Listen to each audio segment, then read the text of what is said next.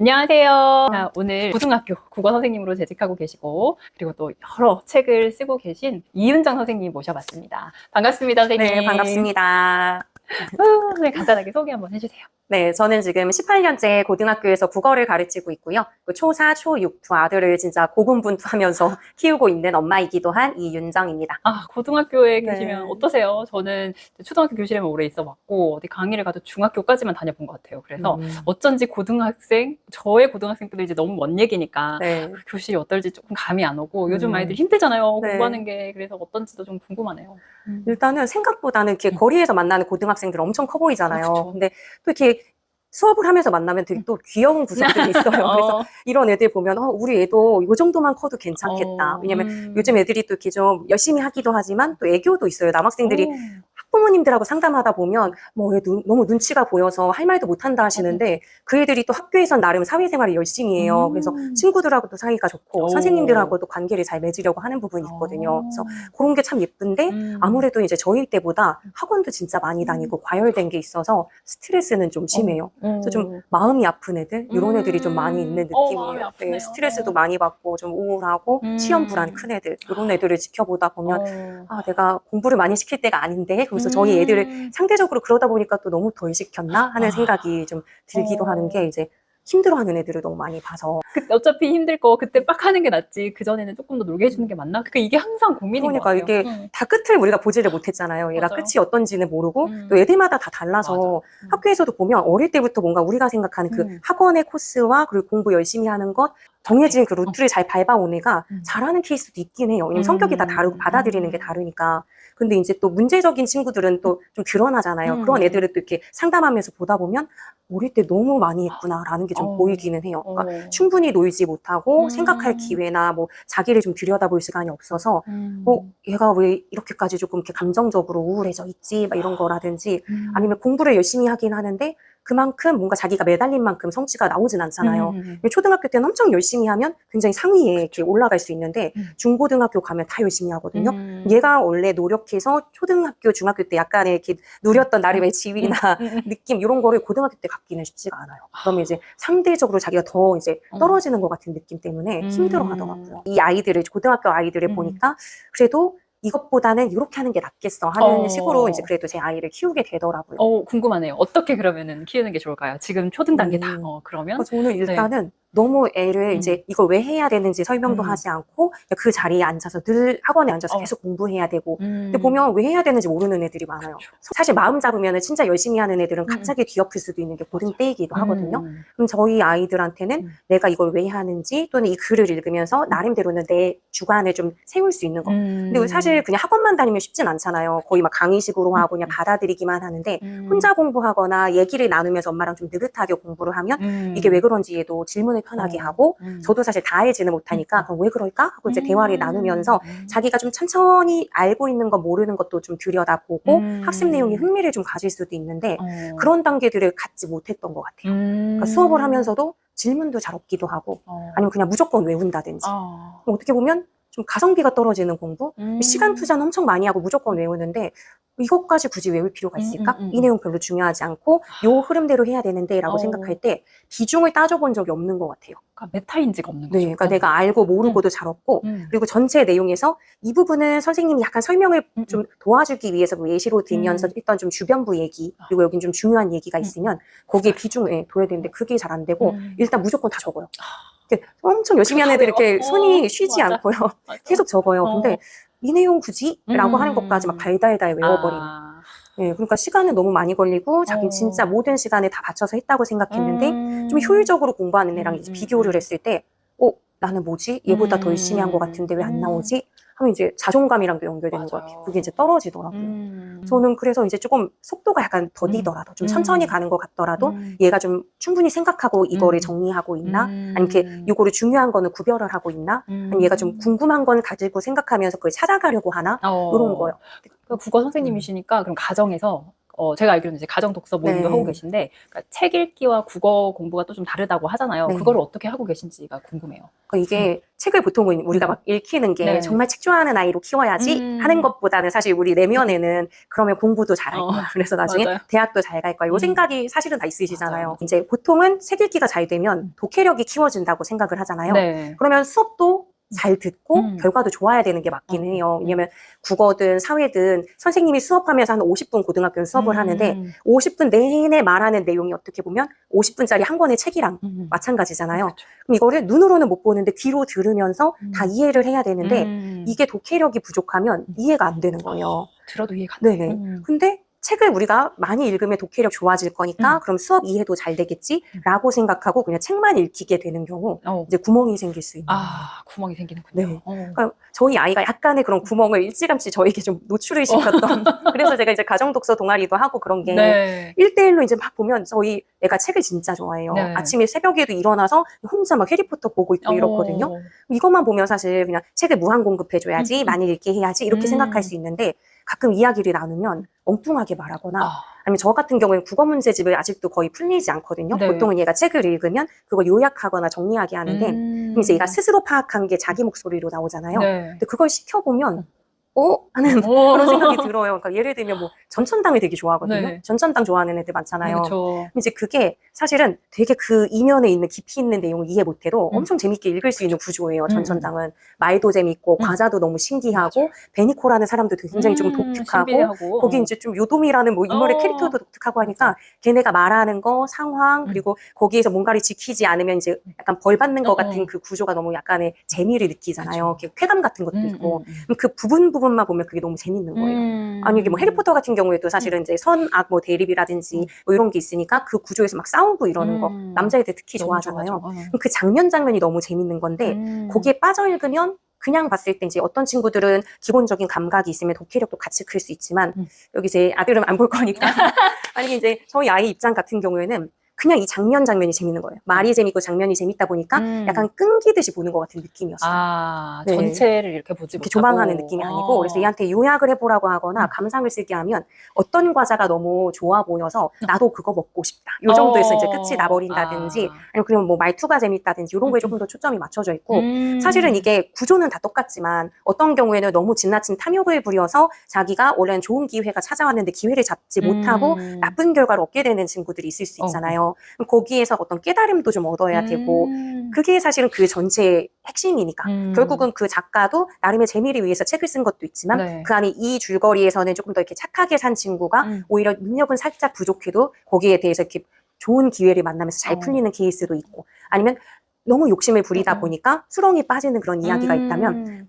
우리가 생각할 때는 사람은 이런 부분에서 어떤 부분을 경계하고 바람직한 거 선택을 해야 된다. 이런 걸 얘기하는 게 어떻게 보면 문학 작품을 읽을 때도 그게 핵심이거든요. 교훈을 찾는 거죠. 그걸 네, 읽으면서. 교훈이나 아니면 진짜 이 인물들의 갈등 구도. 그래서 얘하고 갈등할 때도 있잖아요. 그래서 이 인물이 갖고 있는 특징은 이러하고 이 인물이 갖고 있는 특징은 이러하니까 어쩔 수 없이 갈등을 빚게 되면 이걸 갈등을 어떻게 풀어나가느냐를 보는 것도 되게 흥미의 요소인데 어떻게 보면 그냥 단편적으로만 보는 거예요. 장면 재밌는 말투 뭐 이런 거. 대체로 그렇지 않나요? 대체로 아이들이 인물의 관계나 이런 갈등 구조 뭐 이런 걸 다 보기가 쉽지 않을 것 같아요. 쉽지는 않은데 우리는 성장을 해야 되고 이런 단계에서 조금씩 나아진 안목을 이제 키웠을 때 나중에 이제 문학도 읽어내고 언어 영역 문제도 풀 수 있는데 그 부분에서 적절하게 살짝은 개입을 해줘야 얘가 이제 읽을 때 이 부분도 신경을 써야 되는구나 라는 걸 알잖아요. 근데 그걸 모른 채 얘 되게 재밌게 읽네? 그냥 좀 읽게 해줘야지 이렇게 해버리면 재밌게는 실컷 읽었는데 거기에서 사실은 이게 막 너무 골치 아픈 게 아니라 갈등 구조를 파악하면 오히려 또 재밌는 게 있거든요.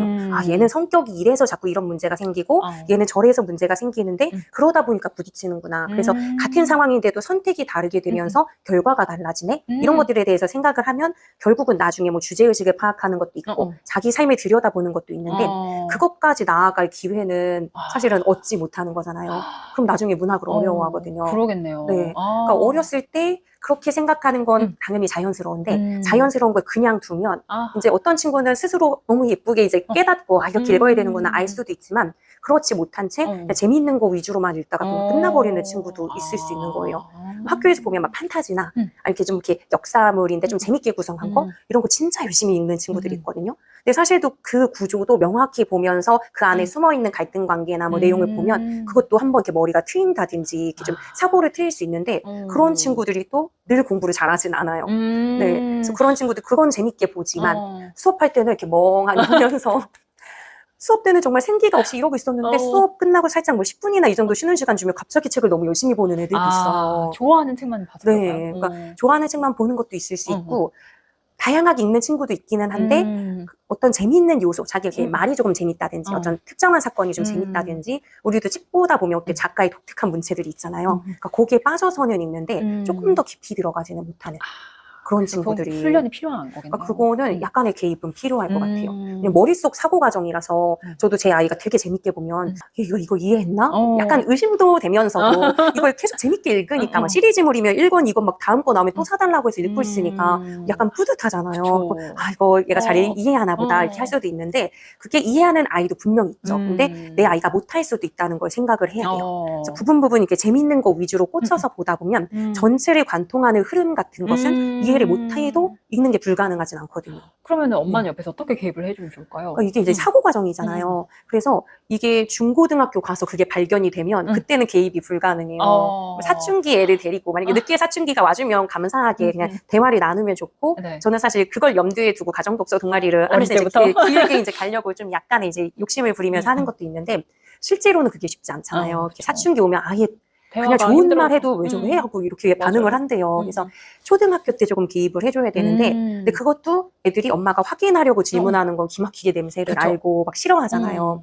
그러니까 제가 잘 쓰는 방법은 잠자리 독서 할 때 누워서 되게 이렇게 약간 저도 이완이 되고 만약에 누워서 이완된 자세가 아니면 저도 약간 잡돌이 할 수도 있거든요. 맞아요. 얘한테 확인하다가 약간 대답을 잘 못하는 듯하면 이제 저도 약간 목소리 톤이 달라지면서 너무 이제 끝까지 취조하고 싶은 마음이 자꾸 드는데 이렇게 누워있으면 저도 약간 졸리기도 하고 그러니까 이렇게 몸도 이완돼서 같이 편하게 읽어주다가 얼렁뚱땅 저도 약간 이해를 못하는 것처럼 얘는 왜 이러지? 이거 어떤 거야? 하고 물어보면 약간 이제 잘난 척하면서 애가 대답할 때도 있고 애도 이해를 못할 때도 있어요. 그럼 뭐지? 하면서 이런 건가? 하고 이제 저도 이제 넌지시 얘기해 주면서 말을 한다든지 얘는 얘랑 왜 자꾸 싸우는 거야?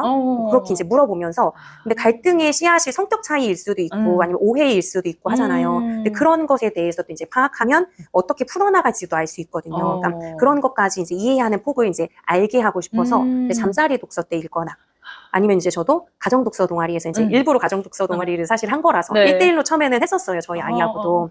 질문하기 시작하니까 저도 약간 이렇게 목소리가 높아지기도 하고 애는 그러니까 이제 의자에서 막 흘러내리면서 하기 싫어서 그러면서 이제 야, 책 가지고 와봐. 엄마랑 같이 읽고 하면 되게 싫어했어요. 그래서 얘가 책을 좋아하는데 그마저도 싫게 만들면 안 되겠다라는 생각이 드니까 뭐 어떡하지? 하고 고민을 하다가 그래도 친구들이 옆에 있으면 덜 잡게 되잖아요. 평소 같으면 대답 안 하던 것도 막 대답하고 친구가 잘 대답하면 나도 대답해보고 싶은데 하면서 이렇게 책을 뒤적거리기도 하면서 찾더라고요. 그래서 사실 처음에는 가정독서 동아리를 할 때 조금은 속상한 포인트들도 있긴 했어요. 그러니까 얘가 내용 파악을 조금 더디게 하는 애긴 해요. 저희 아이가. 그래서 똑같은 걸 읽고 얘는 자기 스스로도 책을 잘 읽는 아이라는 그 부심이 있어요. 그래서 난 다른 애들보다 책을 많이 읽어. 이게 있었는데 내용 파악하는 거 이제 서로 질문하고 얘기를 하면 얘는 조금 엉뚱하게 답하거나 그러는 거예요. 근데 친구들이 오히려 내가 봤을 때 얘 나보다 책을 덜 읽는 애인데 대답을 잘해요. 약간 이렇게 표정이 약간 속상해. 울고 싶은 표정이 있는 거예요.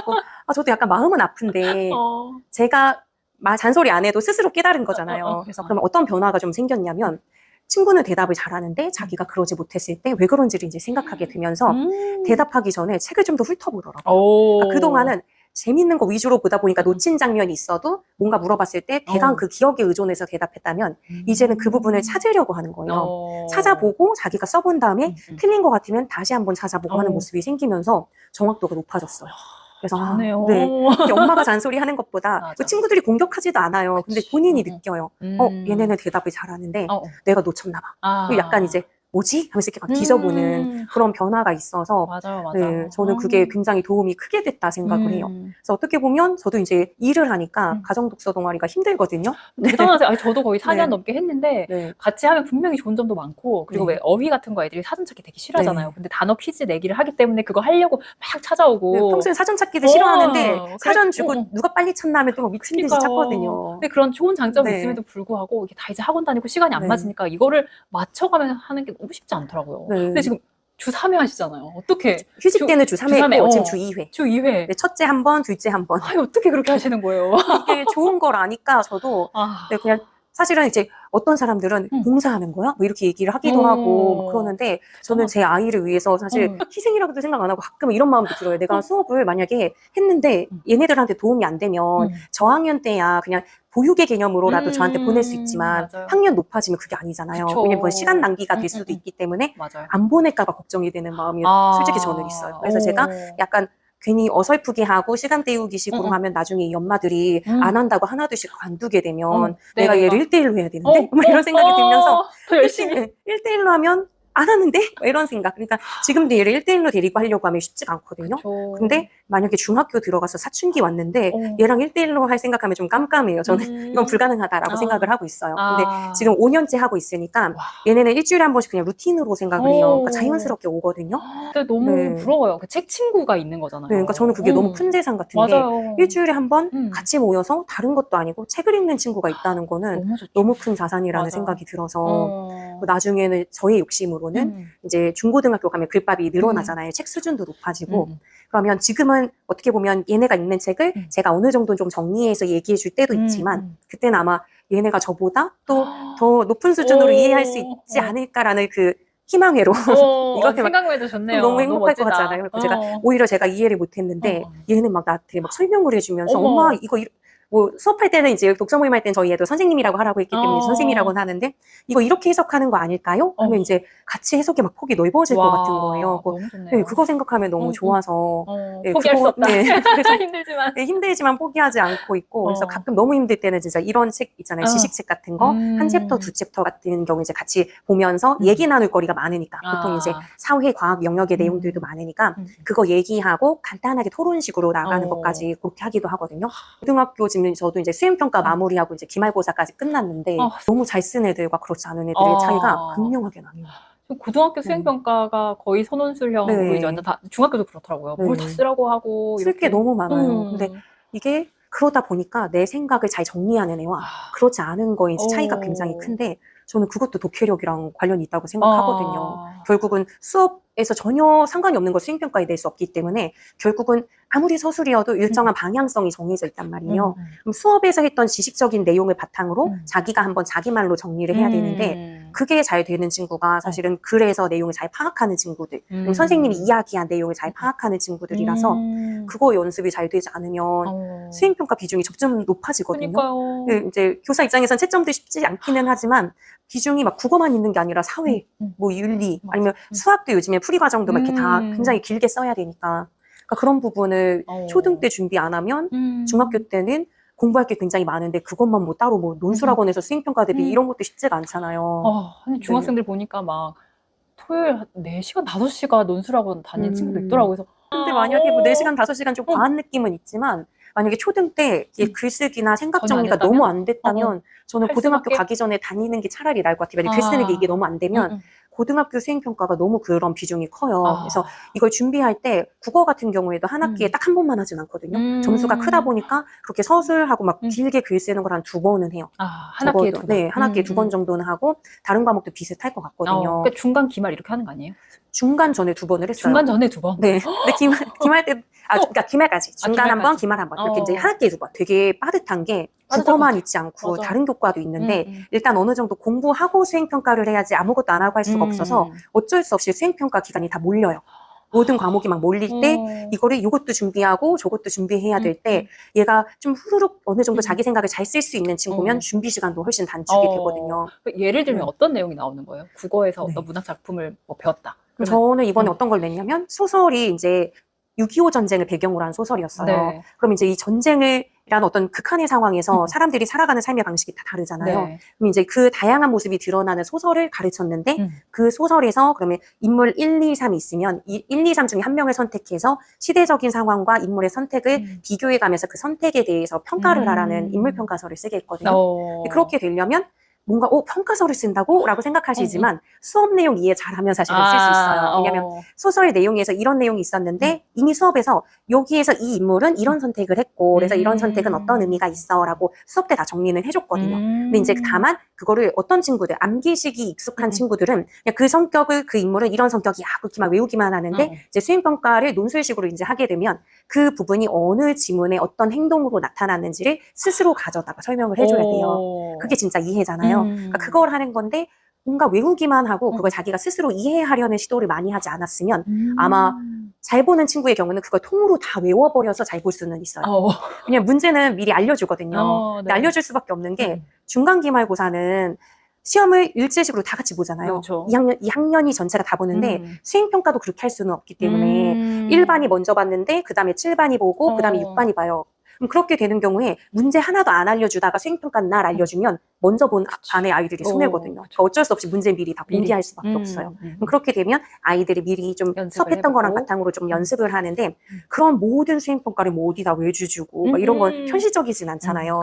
그랬을 때 얘가 조금 준비한다라고 생각을 한다면 너무 지나치게 오랜 시간을 들이지 않으려면 좀 수업에 대한 이해도와 그걸 이제 자기 생각을 정리하는 게 잘 돼 있는 애야 돼요. 그러면은 너무 뭐 중학교 내내 논술학원 다닐 수는 없지만 고등학교 가기 전에 그래도 어느 정도 얘가 자기 생각을 잘 좀 빠른 속도로 그래도 좀 정리를 할 수 있는 연습을 시켜주면 훨씬 좋지 않을까라는 생각은 들어요. 이렇게 채점하다 보니까 얘 열심히 들었던 애인데 근데 이게 표현이 좀 잘 안 되네? 이런 생각이 드는 거예요. 그래서 그럼 이제 점수를 잘 받기 어렵거든요. 그런 게 좀 안타까운 부분들을 봤어서 그러니까 저도 저희 아이한테도 늘 이렇게 좀 뭔가 글을 읽으면 자기가 생각을 한번 정리해서 요약하는 연습은 항상 시키는 편이에요.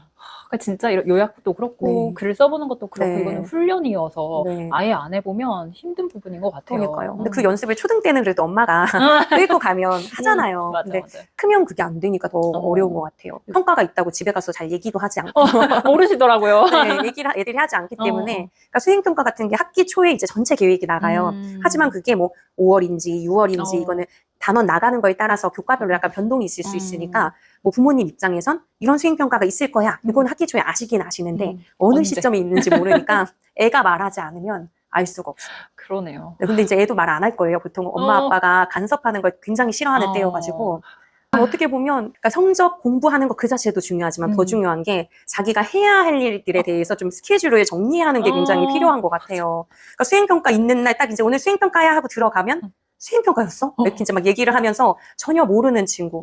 준비된 경우랑 준비되지 않은 경우의 차이가 너무 크거든요. 그쵸. 한번 써보고 와야 되는데 근데 지금. 그것도 보통은 전날 얘기도 해줘요. 뭐 다음 시간에 수행평가야, 교과서 꼭 챙겨오고 뭐 해야 돼? 라고 해도 그거를 의식하면 만약에 보통 수업이 매일 있지 않잖아요. 국어도 이제 저 같은 경우에 이제 문학 A, B 이렇게 나뉘면 제가 문학 B라서 월요일에 수업하고 다음 수업이 금요일일 때도 있어요.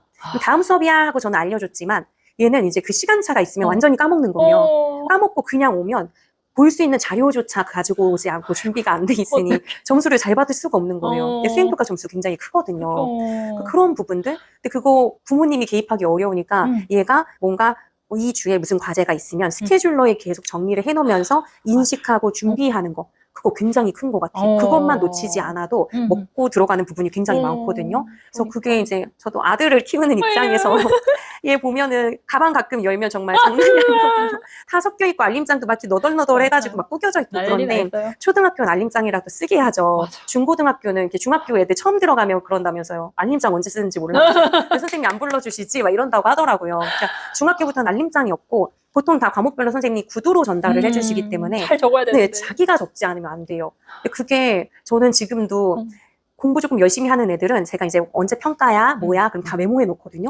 근데 대부분은 절반 이상이 듣고 있어요. 듣고 그렇구나 하고 끄덕거려요. 끄덕거리고 다음 시간에 까먹거든요. 그래서 이거 안 되는데 우리 애한테는 공부도 중요한데 공부 당연히 해야 되지만 이 습관을 정말 들여줘야겠다라는 생각은 들어요. 그래서 꼭 중학교 가면 선생님은 알림장 안 주실 예정이잖아요. 쓰라고도 얘기 안 하실 거고 그거를 중1 때는 사춘기가 안 왔을 거라고 저는 기대하며 중1 때는 습관을 만들어주려고 해요. 수첩애들 이제 그날 선생님이 교과별로 교과 다 다르니까 정신없잖아요. 알림장은 그래도 초등학교 선생님이 아예 한번 쭉 정리해 주시는데 뭐 수업 때마다 막 전달하는 선생님 다 다르시기 때문에 이걸 정리하는 연습 요거를 시켜야 되지 않을까. 너무 중요하네. 네. 저도 막 이제 제자들 중에 좀 우리가 소위 아는 그런 대학에 간 친구들은 보면 다 알아서 플래너 쓰고 플래너 다 쓰고 있거든요. 순공 시간 이런 거 다 계산하면서 공부하고 그래서 확실히 다르네. 스스로 누가 안 시켜도 그러니까 자기 자기를 주도적으로. 점검하는 거잖아요. 어. 근데 그렇지 않은 애들은 막연하게 나 음. 공부 많이 했어. 아, 이렇게 생각하거든요. 그쵸. 근데 이제 애들이 선생님 국어 공부 많이 했는데 음. 이번에 시험 잘 못 봤어요. 막 이렇게 얘기하면 그러면은 하루에 몇 시간 공부했어? 하고 물어보거든요. 그럼 하루에 몇 시간 공부한 애들이 없어요. 그러면 영어랑 수학이 메인이잖아요. 이게 고등학생 같은 경우에 그게 더 급하단 말이에요. 아, 국어는 그래도 한국말이기 때문에 수업 때 알아듣는데 음. 영어는 어쨌든 외국말이고 수학은 외국말 같고 어. 기호가 굉장히 많으니까. 근데 그쵸? 국어는 일단은 알아듣는 것 같은 어, 느낌이라 따로 중요하다는 공부를 건 안 해? 알지만 이제 스케줄러 애들 보면 이제 담임일 때 저는 스케줄러 검사를 하거든요. 네. 아침에 고등학생이지만 그리고 이렇게 애들 적게 하면 음. 분명히 계획에는 국영수가 다 있어요. 어. 근데 이제 시킨 거 체크해 보면 국어가 늘 없어. 체크가 안 돼 있어요. 그러니까 밀리는 거예요. 왜냐면 영어 수학도 이미 공부할 양이 너무 많은데 맞아요, 맞아요. 숙제도 많고 그러니까 국어가 계속 밀려요. 그래서 얘기 들어보면 일주일에 한 번 몰아서 몇 시간 정도 하거나 그나마 걔는 그래도 일주일에 한 번 하면 괜찮은데 시험 기간에만 하는 경우도 있어요. 일부러 그런 건 아니지만 수업하면서 일단은 어느 정도는 알아들은 것 같으니까 일단 얘가 자꾸 후순위로 밀리는 거예요. 그러면서 이제 영어, 수학 이런 게 이제 메인으로 가다 보니까. 근데 성적이 안 나와요. 이러는 거죠, 이제. 근데 막연하게는 많이 한 것 같이 느낀 거예요. 왜냐면 한 번 할 때 막 두세 시간 하고 막 이랬고 문제집도 막 어쨌든 그 내신용 문제집을 시험 범위에 해당되는 건 내가 다 풀었고 그럼 이제 했다고 생각을 하고 또는 요즘에는 제가 초임 시절보다 국어학원 다니는 애들이 고등학교도 많이 늘었어요. 어쨌든 학원에 다니고 있고. 근데 자기 공부해야 되잖아요. 사실 맞아. 이제 다 강의식이기 때문에 한국말로 가르치는 국어는 들을 땐 다 이해가 되거든요. 안다고 착각하는 네, 거네요. 그러니까 자기는 아는 줄 알았는데 시험 문제 푸니까 틀렸다 하는 친구들이 많이 있어요. 그래서 그런 것들을 국어는 특히 스스로 자꾸 생각하는 시간 요게 있지 않으면 쉽지가 않은 것 같아요. 공부량을 너무 많이 하기보단 적게 하더라도 자꾸 생각하면서 하게 해줘야겠다.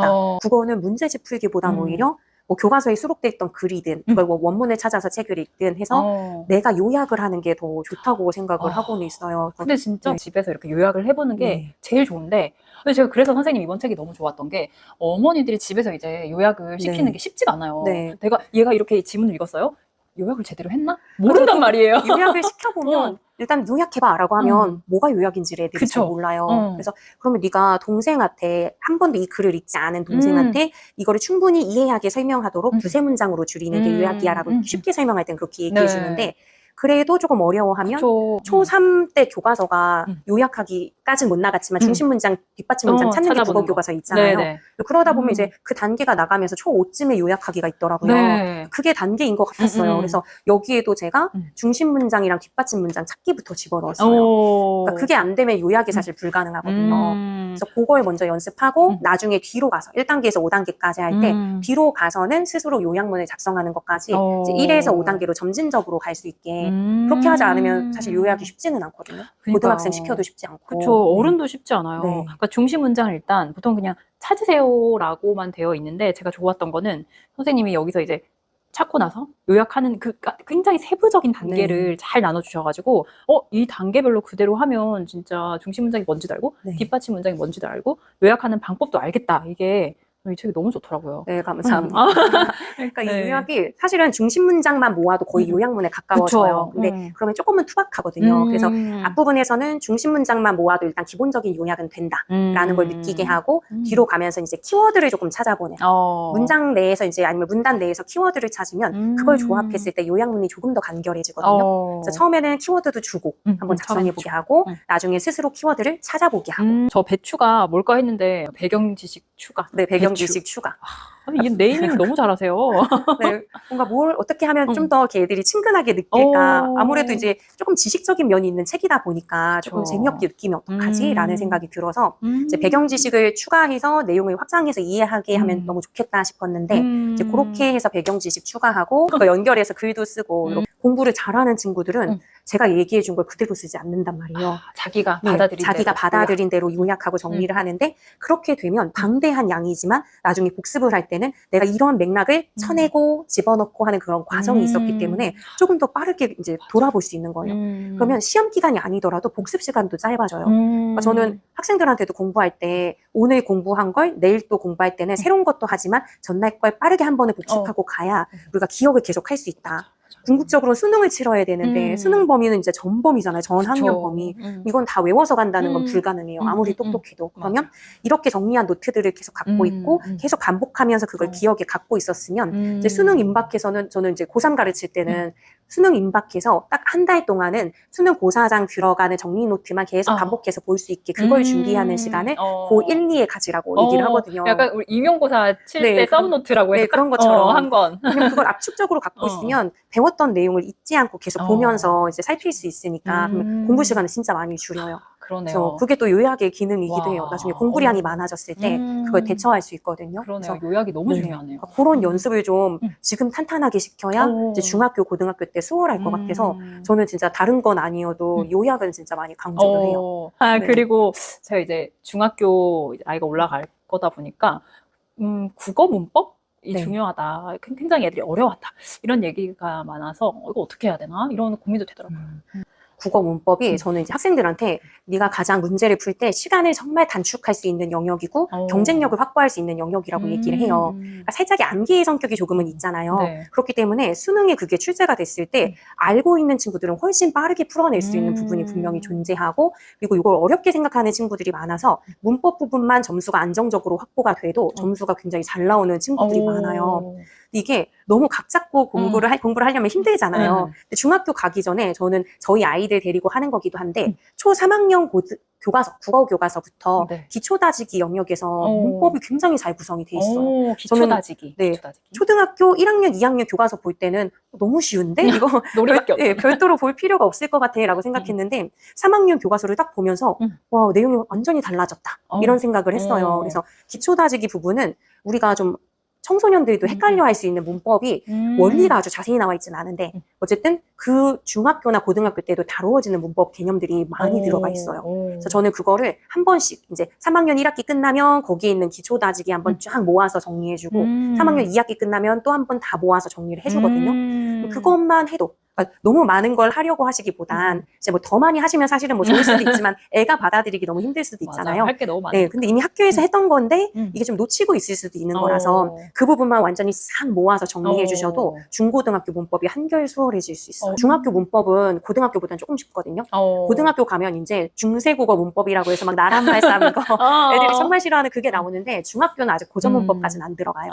네, 그래서 초등학교 때 했던 부분에서 조금 더 이제 뭐 깊어지는 건 있지만 그래도 그거를 완전히 잘 다지고 가면 조금은 수월할 거다. 뭐야, 여기선 초등 때 쉬웠는데 다른 건가 봐 이렇게 생각하는데 같은 거라는 걸 연결만 잘 해주시면 아마 중학교 들어가서도 국어가 너무 어려워졌다 이러진 않을 거예요. 제가 봤을 땐 생각보다 굉장히 긴밀하다. 네, 시도 마찬가지고 문법도 마찬가지고 용어만 쉬울 뿐이지 다루는 내용은 계속 연결이 되는데 라고 생각을 했었거든요. 그러니까 결국 다 이게 공부가 쌓이는 거네요. 그러니까 초등 때도 잘 다져놓으면 제가 봤을 땐 이 개념 연결만 잘 해주시면 개념어가 사실 어렵잖아요. 맞아요. 그거만 잘 되면 중학교 때도 그래도 조금은 초등 때도 뭐 고학년 되면 아주 즐겁게 공부하는 것 같지는 않지만 그럼에도 조금은 수월하게 잘 넘어가지 않을까라는 생각이 들어요.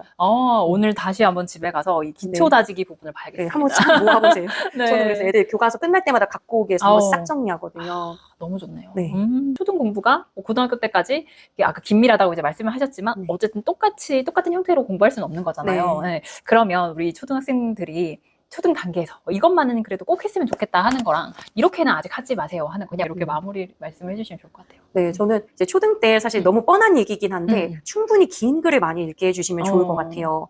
고등학교 때는 긴 글을 읽을 시간이 없어서 다 문제풀이 위주니까 소설도 다 줄여놓고 그리고 막 비문학 재제도 다 압축해 놓잖아요. 그래서 사실 얘네들이 엄청 읽어대요. 하루 종일 고등학생들은 책만 안 읽을 뿐이지 어마어마한 글들을 읽고 있는데도 왜 문해력이 잘하지 않는 것 같지? 라는 걸 느꼈을 때 제가 생각할 땐 긴 호흡의 글을 읽지 않고 짧은 것 위주로. 그러니까 소설이 출제될 때도 길게 낼 수가 없으니까 대부분 앞부분 줄거리, 중략 부분 줄거리 다 주거든요. 맥락을 몰라도 일단 여기 있는 것만 갖고도 풀 수 있어요.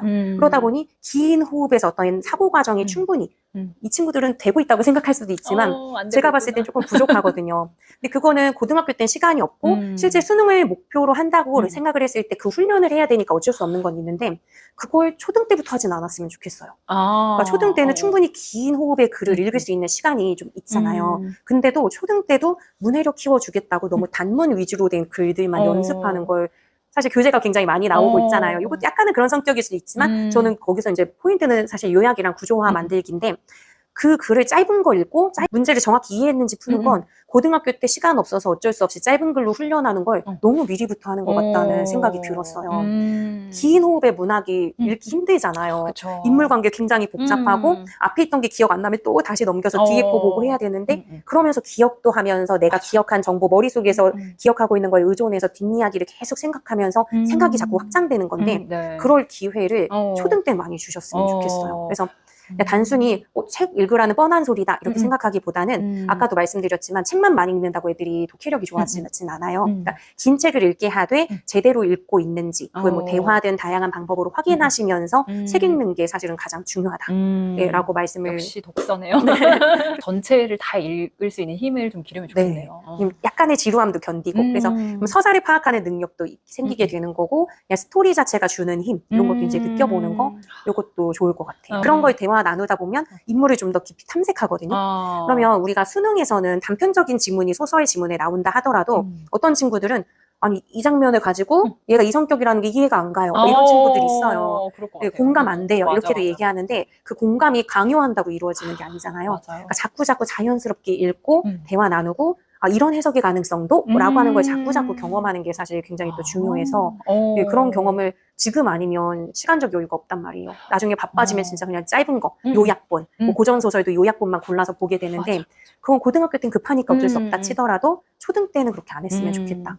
그래서 같이 책 읽고 이야기 나누는 게 너무 중요한 네. 게 똑같은 책을 읽어도 서로 인상 깊었던 인물이나 네. 장면이 다 다르고 또 그때 느꼈던 감정도 다 너무 달라서 저 사람은 저런 생각을 했구나 이걸 알 수 있는 게 나는 진짜... 그냥 넘어갔는데 쟤는 저렇게 생각을 맞아요. 했다고? 근데 사실 우리가 막 만약에 나중에 문제를 풀 때도 이건 중요하지 않은 장면 같은데도 보통 그런 데서는 엄청 의미를 부여하잖아요. 맞아. 그랬을 때 이게 의미 부여가 가능하다는 전제를 자연스럽게 받아들이면서 이제 문제에 접근하는 것도 도움이 되지 않을까 싶어요. 독서 모임을 꼭 다 같이 하면 너무 좋지만 안 되면 부모님, 가족이랑 하면 너무 좋을 것 같아요. 이렇게 대화를 나눠보는 것도 왜냐면 부모님 생각이랑 또 애 생각이 굉장히 다르니까. 다만 이제 엄마 아빠다 보면 자꾸 내 생각을 강요하고 가르쳐주고 싶어지는데 맞아요. 그거만 조금 이렇게 자꾸 이제 내려놓으면 되지 않을까. 네. 오늘 너무 좋은 말씀 많이 들은 것 같아요. 국어 공부하는 방법, 그리고 책을 어떻게 읽어야 되는지 그런 방법들까지 너무 잘 얘기를 해주셔가지고 너무 영상 보시는 분들 도움 많이 받으셨을 것 같아요. 도움이 됐으면 좋겠습니다. 네, 감사합니다. 네, 감사합니다.